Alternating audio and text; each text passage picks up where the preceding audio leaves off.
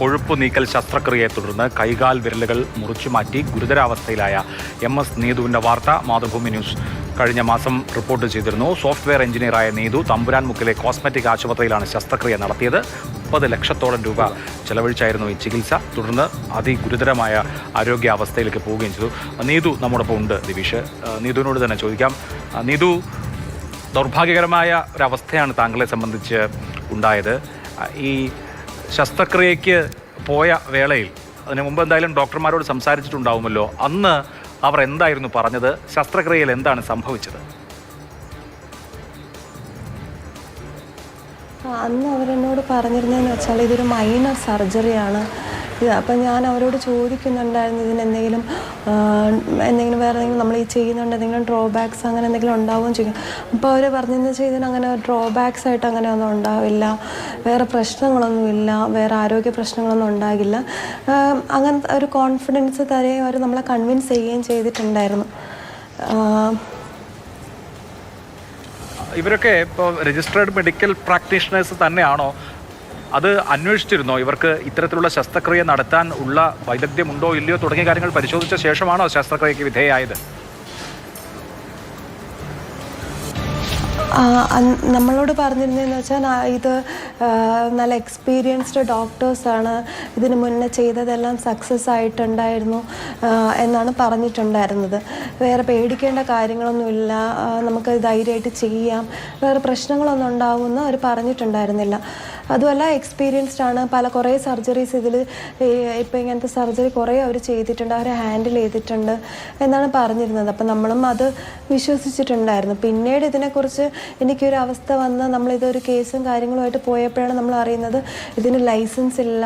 പേട്ടയിൽ ഇതിന് മുന്നേ ഉണ്ടായിരുന്ന ഈ ക്ലിനിക്ക് ഇത് പൂട്ടിയിട്ട് ഇവിടെ കഴക്കൂട്ടത്ത് സ്റ്റാർട്ട് ചെയ്തതാണെന്ന് പിന്നീടാണ് നമ്മളത് അറിയുന്നത് ഈ കേസിൻ്റെ കാര്യങ്ങളുമായിട്ടൊക്കെ പോയപ്പോൾ.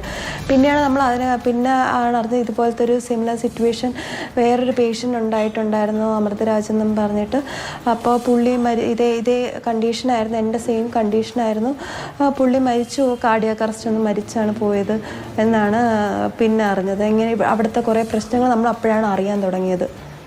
നീതു, ഈ സർജറി കഴിഞ്ഞ് എപ്പോഴാണ് നീതുവിന് ഈ ആരോഗ്യ പ്രശ്നങ്ങൾ തുടങ്ങിയത്? ഉടനെ നിങ്ങൾ സ്വാഭാവികമായിട്ട് ഈ സർജറി ചെയ്ത ആശുപത്രിയിൽ എത്തുമ്പോൾ അവിടെ കിട്ടിയ ചികിത്സകൾ അടുത്ത ആശുപത്രിയിലേക്ക് ഷിഫ്റ്റ് ചെയ്യുന്നത്, അവിടെ എന്തോ ഒരു കാലതാമസം ഉണ്ടായി എന്നൊക്കെയാണ് പറയുന്നത്. അതിൻ്റെ കൂടുതൽ പരിശോധനകൾക്ക് വേണ്ടി വരുമെങ്കിലും എന്താണ് ഈ സർജറിക്ക് ശേഷമുള്ള കുറച്ച് ദിവസങ്ങളിൽ സംഭവിച്ചത്? അതായത് എനിക്ക് ശനിയാഴ്ച ആണ് ഈ സർജറി ചെയ്യുന്നത്. ശനിയാഴ്ച ചെയ്ത് ഞായറാഴ്ച രാവിലെ എന്നെ ഒരു 9 മണി 9:30 ആയപ്പോഴാണ് ഡിസ്ചാർജ് ആയത്. ഇതൊരു ജനറൽ അനസ്തീഷ്യ തന്ന് ചെയ്യുന്ന സർജറിയാണ്. അപ്പോൾ നമ്മൾ പിന്നീട് അറിഞ്ഞതെന്ന് വെച്ചാൽ ഈ ജനറൽ അനസ്തീഷ്യ തരുന്ന സർജറിക്ക് ഒരു 24 മണിക്കൂർ ഒബ്സർവേഷനിലൊക്കെ ഇരുത്തണം എന്നാണ്.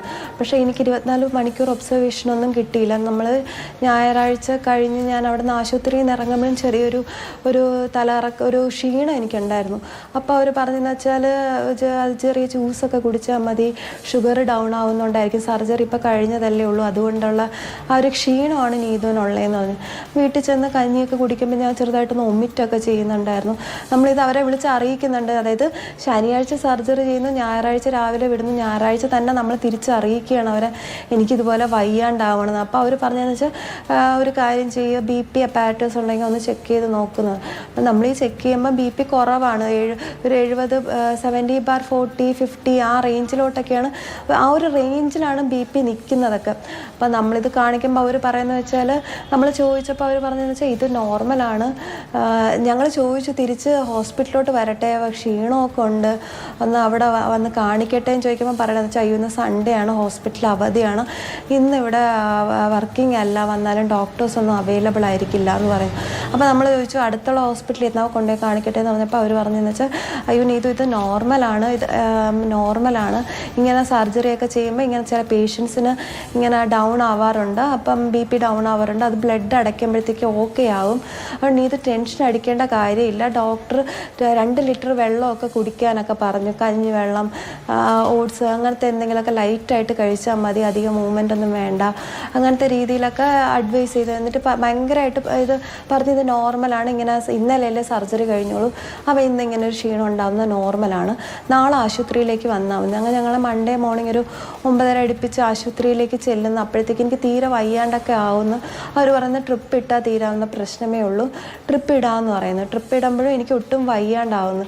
അപ്പോൾ ഈ ട്രിപ്പ് ഇട്ട് കുറേ ടൈം ആകുമ്പോഴും ഞാൻ ഇങ്ങനെ ക്ഷീണിച്ച് തുടങ്ങുമ്പോഴത്തേക്ക് ഇവർ പറയുന്നതെന്ന് വെച്ചാൽ ഇവർ BP കുറഞ്ഞ് തന്നെ ഇരിക്കുകയാണ്, ഇതിനൊരു മാറ്റവും ഇല്ല, അങ്ങനെയൊന്നും പറയുന്നില്ല. ബെറ്റർ ആവുന്നുണ്ട്, ഇത് ബെറ്റർ ആവുന്നുണ്ട്, കുഴപ്പമില്ല. അപ്പം ഞാൻ പറഞ്ഞു എനിക്ക് ഒട്ടും വയ്യ, എനിക്ക് ബ്രീത്തിങ് ശ്വാസം മുട്ടൽ പോലെയൊക്കെ വരുന്നുണ്ട്. തലേന്നും ഉണ്ടായിരുന്നു ശ്വാസം മുട്ടൽ, തലേന്ന് എനിക്ക് ചെറിയ പനിയായിട്ടൊക്കെ ഉണ്ടായിരുന്നു. അപ്പോൾ അവർ പറഞ്ഞതെന്ന് വെച്ചാൽ കുഴപ്പമില്ല, ഒരു ബ്ലഡ് അടയ്ക്കാമെന്ന് പറയുന്നത്. അപ്പം ആദ്യം നമ്മളോട് പറഞ്ഞിരുന്നത് അവർ ബ്ലഡ് എടുത്ത് വെച്ചിട്ടുണ്ട്, കുഴപ്പമില്ല, നിങ്ങൾ വന്നാൽ മതി എന്നാണ് പറയുന്നത്. പക്ഷേ അപ്പോഴും പറയുന്നത്, അപ്പോൾ ഹസ്ബൻഡിൻ്റെ അടുത്ത് പറയുന്നത് വെച്ചാൽ ഹോൾ ബ്ലഡ് വേണം, നിങ്ങളൊരു ഡോണറിനെ അറേഞ്ച് ചെയ്യണം, PRSC നിന്നാണ് ബ്ലഡ് എടുക്കുന്നത്, അപ്പം നിങ്ങൾ അവിടെ കൊണ്ടുപോയി കൊടുക്കണം, ഡോണറിൻ്റെ നിന്ന് അവിടെ നിന്ന് കളക്ട് ചെയ്യുന്നതാണ് പറയുന്നത്. അപ്പം നമ്മൾ ചോദിക്കും, നിങ്ങളല്ലേ പറഞ്ഞത് നേരത്തെ അവിടെ അറേഞ്ച് ചെയ്ത് വെച്ചിട്ടുണ്ട്. പക്ഷെ ഭാഗ്യത്തിന് പെട്ടെന്ന് തന്നെ ഡോണറിനെയൊക്കെ കിട്ടി, നമുക്കത് പെട്ടെന്ന് തന്നെ ബ്ലഡൊക്കെ അടയ്ക്കാനൊക്കെ പറ്റിയായിരുന്നു.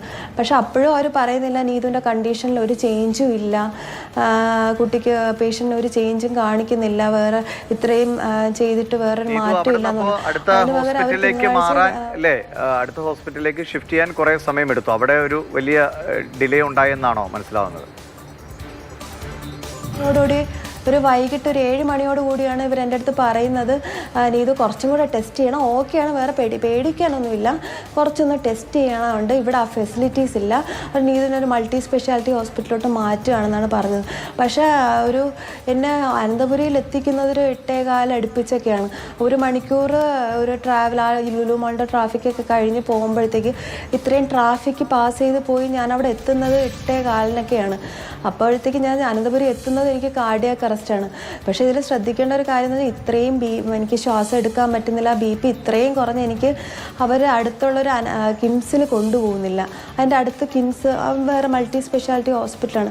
പക്ഷേ അവിടെ എത്തിക്കാതെ ഇവരെന്നെ ഇത്രയും ലാഗ് ചെയ്യിപ്പിച്ച് എന്നെ അനന്തപുരിയിൽ എത്തിക്കായിരുന്നു. അനന്തപുരിയിൽ നല്ല കെയറായിരുന്നു, നല്ല കെയറും ട്രീറ്റ്മെൻറ്റൊക്കെ തന്നെയായിരുന്നു. പക്ഷേ ഇത്രയും കുറവായിരുന്നിട്ട് അവരെന്തുകൊണ്ട് അതിനൊരു പെട്ടെന്നൊരു കറക്റ്റ് ട്രീറ്റ്മെൻറ്റ് എനിക്ക് തന്നില്ല, പെട്ടെന്ന് തന്നെ നേരത്തെ ആശുപത്രിയിൽ എത്തിച്ചില്ല എന്നാണ്. അനന്തപുരി കയറുന്നത് എനിക്ക് കാർഡിയാക് അറസ്റ്റാണ്. അതിന് കുറച്ച് മുന്നെയാണ് എനിക്ക് കാർഡിയാക് അറസ്റ്റ് വരുന്നതെങ്കിൽ എന്നെ ഒരു ഇന്നോവ കാറിലാണ് കൊണ്ടുപോയത്. അപ്പോൾ ആ ഇന്നോവ കാറിൽ വെച്ചിട്ടാണ് എനിക്ക് കാർഡിയാക് അറസ്റ്റ് വരുന്നതെങ്കിൽ നേരത്തെ ഒരു വിക്ടിമിൻ്റെ കാര്യം പറഞ്ഞില്ലേ, പുള്ളിക്ക് വന്നതുപോലെ തന്നെ ഞാനും കാർഡിയാക് അറസ്റ്റ് വന്ന് മരിച്ചു വന്നു. കാരണം ഞാൻ എന്നെ കൊണ്ടുപോകുന്ന സമയത്ത്, അനന്തപുരിയിൽ എത്തിക്കുന്ന സമയത്തും ആ ട്രീറ്റ്മെൻറ്റൊക്കെ നടക്കുന്ന ആ 2-3 ദിവസങ്ങളിൽ ഡോക്ടേഴ്സ് പറഞ്ഞിരുന്നത് ഒരു ഹോപ്പും ഇല്ല, ഭയങ്കര ക്രിട്ടിക്കൽ സിറ്റുവേഷനാണ് ഈ പേഷ്യൻറ്റിന്, രക്ഷപ്പെടാൻ ചാൻസ് കുറവാണ്, അതുകൊണ്ട് നിങ്ങൾ പ്രിപ്പയർ ആയിരിക്കണം എന്നുള്ള രീതിയിലാണ്. നമ്മൾ ഇത് പല ആശുപത്രിയിലും ഇങ്ങനെ അയച്ചൊക്കെ നോക്കിയപ്പോഴത്തേക്ക് അവരും പറഞ്ഞത് ഈ പേഷ്യൻ്റ് കുറച്ച് ക്രിട്ടിക്കലാണ്. അപ്പോൾ അത്രയും ക്രിട്ടിക്കലായിട്ടാണ് എന്നെ അവിടെ ഈ കോസ്മെറ്റിക് ഹോസ്പിറ്റലിൽ നിന്ന് അനന്തപുരിയിലോട്ട് എത്തിക്കുന്നത്. അവർ ആ ഒരു അത്രയും ക്രിട്ടിക്കലാവുന്നവർ എന്നെ അവിടെ തന്നെ കിടത്തിയിരുന്നു. കുറച്ചും കൂടെ നേരത്തെ അതായത് ഞായറാഴ്ച മുതൽ BP കുറഞ്ഞിരിക്കുന്ന ഒരാളാണ്, ഒരു ചേഞ്ചും ഇല്ല എന്തൊക്കെ ചെയ്തിട്ട്. അപ്പം മൺഡേ എത്തുമ്പോഴത്തേക്ക് അവർ ചെയ്തിട്ട് ഒരു മാറ്റവും ഇല്ലെങ്കിൽ എന്നെ നേരത്തെ അവർക്ക് തന്നെ അറിയാം അവിടെ ഫെസിലിറ്റി ഇല്ല എന്ന്. അപ്പോൾ എന്നെ കുറച്ചും കൂടെ നേരത്തെ ഒരു നല്ല ഹോസ്പിറ്റലിലോട്ട് മാറ്റുക എന്ന് പറയുന്നത് അത് അവരുടെ ഉത്തരവാദിത്വമായിരുന്നു. അവിടെയാണ് ഒരു നെഗ്ലിജൻസ് വന്നത്. നീതുവിന് അവിടെ പിന്നീട് ചികിത്സ തേടേണ്ടി വന്നു. ഇപ്പോഴത്തെ സ്ഥിതി എങ്ങനെയാണ്? ഒരു നോർമൽ ലൈഫിലേക്ക് എങ്ങനെ വരാൻ കഴിയുന്നുണ്ട്? എന്താണ് അവസ്ഥ ഇപ്പോൾ? അനന്തപുരിയിൽ ഞാൻ ആദ്യം 22 ദിവസം ICUവിലായിരുന്നു. വെന്റിലേറ്റർ ഹെൽപ്പോട് കൂടിയാണ്, സപ്പോർട്ട് കൂടിയാണ് കിടന്നിരുന്നത്. പിന്നെ ഒരു മൊത്തത്തിൽ ആദ്യത്തെ പ്രാവശ്യം കിടന്നപ്പോൾ ഒരു 35 ദിവസം അടുപ്പിച്ച് ഞാൻ കിടന്നു. പിന്നെ അത് കഴിഞ്ഞിട്ട് വയറ്റിൽ ഇങ്ങനെ ചെറിയ പ്രശ്നമൊക്കെ ഉള്ളതുകൊണ്ട് ഹോസ്പിറ്റലിൽ വാക്യൂം മെഷീൻ വെച്ച് വിട്ടിട്ടുണ്ടായിരുന്നു. ഒരു 1 മന്ത് അതിൻ്റെ ട്രീറ്റ്മെൻ്റ് ആയിരുന്നു. വീട്ടിൽ വെച്ച് നമ്മൾ ഡ്രസ്സിങ്ങിന് മാത്രം അനന്തപുരിയിൽ പോവുമായിരുന്നു. അത് കഴിഞ്ഞ് അത് ഏകദേശം ഒരു സർജറിക്ക് ഇതൊക്കെ ആയപ്പോഴത്തേക്ക് വീണ്ടും ഞാൻ അഡ്മിറ്റഡായി. ഒരു 1 മന്തോളം ഞാൻ അഡ്മിറ്റായി. ഇപ്പം ഞാൻ എല്ലാ സർജറിയും കഴിഞ്ഞ് വീട്ടിലേക്ക് മാറ്റിയായിരുന്നു.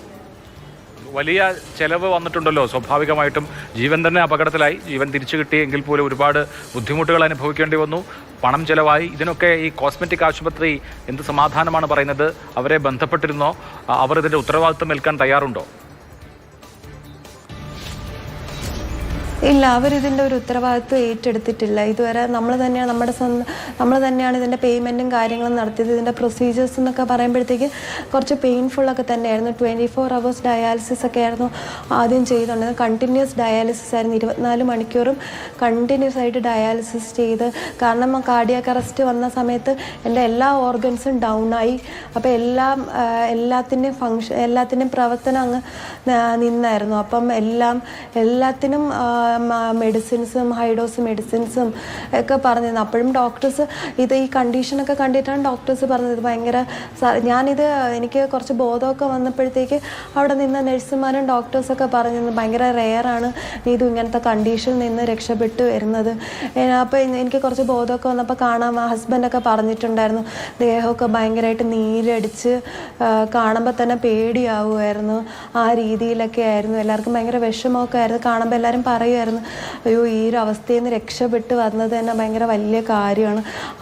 ഒരു ഹോസ്പിറ്റലുകാരും പറഞ്ഞില്ല ഇത് രക്ഷപ്പെടുമെന്ന്. പിന്നെ കുറച്ച് ഒരു ഇമ്പ്രൂവ്മെൻറ്റ് പതുക്കെ വന്ന് അനന്തപുരിയിൽ ക്രിട്ടിക്കൽ കെയറിൻ്റെ ഒരു ഹെൽപ്പ് ഭയങ്കര അവരുടെ ഒരു സപ്പോർട്ടൊക്കെ ഉള്ളത് കൊണ്ടൊക്കെ നമ്മൾ കുറേയൊക്കെ ചെയ്തൊക്കെ വന്ന് രക്ഷപ്പെട്ടതാണ് ട്രീറ്റ്മെൻറ്റിൻ്റെ. ഞാൻ മനസ്സിലാക്കുന്നത് ജോലിയിലേക്കൊക്കെ തിരികെ പ്രവേശിക്കാൻ എങ്ങനെയാണ് അങ്ങനെ ഒരു സപ്പോർട്ടൊക്കെ കിട്ടുന്നത്? എൻ്റെ ഇപ്പോഴത്തെ അവസ്ഥ എന്ന് പറഞ്ഞാൽ ഫിസിയോതെറാപ്പി ചെയ്ത് നമ്മൾ കൈയിൻ്റെ വിരലൊക്കെ ശരിയാക്കി എടുക്കണം. അത് കുറച്ച് മടങ്ങിയിട്ടാണ് ഇരിക്കുന്നത്. അപ്പോൾ ഇതിങ്ങനെ കെട്ടിവെച്ച് അവിടുത്തെ മസിൽസൊക്കെ ഭയങ്കര ടൈറ്റായി. അപ്പോൾ അത് ഇനി ശരിയാക്കണം. പിന്നെ കാലൊക്കെ നടന്ന് അത് ഓക്കെ ആണ്. ഇപ്പോൾ ഏകദേശം നടക്കാനൊക്കെ ഞാൻ ഓക്കെയാണ്. കുറച്ചും കൂടെ ഒന്ന് നമ്മളത് പ്രാക്ടീസ് ചെയ്ത് ശരിയാക്കണം. പിന്നെ കൈ കുറച്ചും കൂടെ ശരിയാക്കണം. എന്നാലേ നമുക്ക് ടൈപ്പ് ചെയ്യാനൊക്കെ കൈ ഒക്കെ ശരിയായി വരുള്ളൂ. അപ്പം അങ്ങനത്തെ ഫിസിയോതെറാപ്പി ഇനിയിപ്പോൾ അടുത്ത ചാലഞ്ച് എന്നാണ് ഇതാണ്. കൈയും കാലും വയറ് ഏകദേശം ഗ്രാഫ്റ്റ് ചെയ്ത് വയറിൻ്റെ ആ വലിയ മുറിവൊക്കെ ഏകദേശം ഇപ്പോൾ ഒന്ന് ഇതായിട്ടുണ്ടായിരുന്നു. മുറിവൊക്കെ ഉണങ്ങി തുടങ്ങിയിട്ടുണ്ട്.